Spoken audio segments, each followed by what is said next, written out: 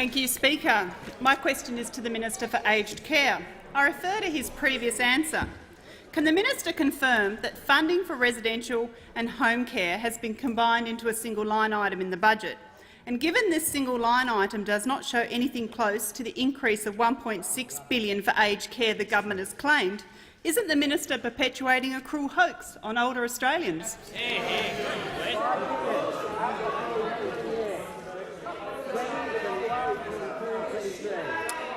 The minister has the call.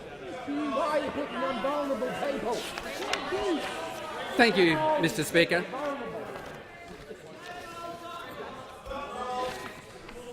I thank the member for her question, and I certainly do.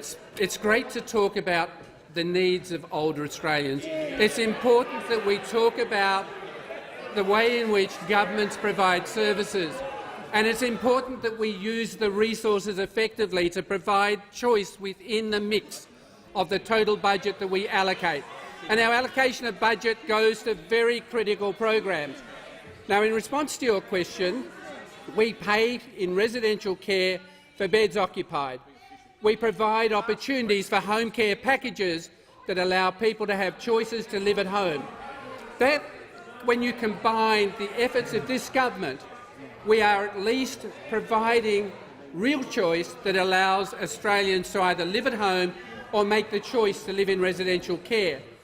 Now, in doing that, what we considered was the forward years in terms of the number of places required in both, that the number of residential beds required will continue to increase substantially.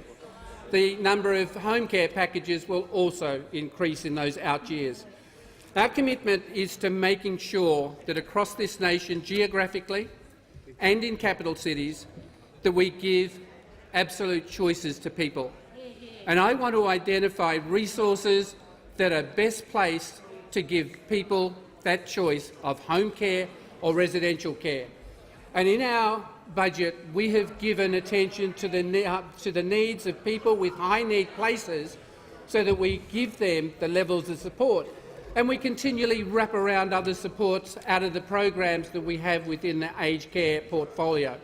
Because it makes no sense, yes, if you don't understand the term wraparound, it just means that we provide, Member for Lilley, services that will help people who have a need.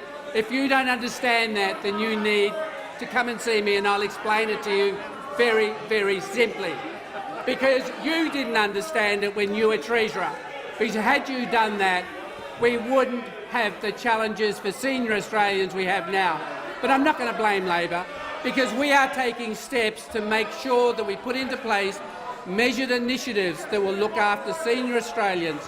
And those commitments to that $5 billion budget, if you look through each of the initiatives, that $1.6 million, it is about providing a range of services, a range of choice, and giving them comfort, knowing that we have a government who is prepared to look after them, provide them with a range of services and meet their needs, unlike the scaremongering you're doing, Member for Franklin.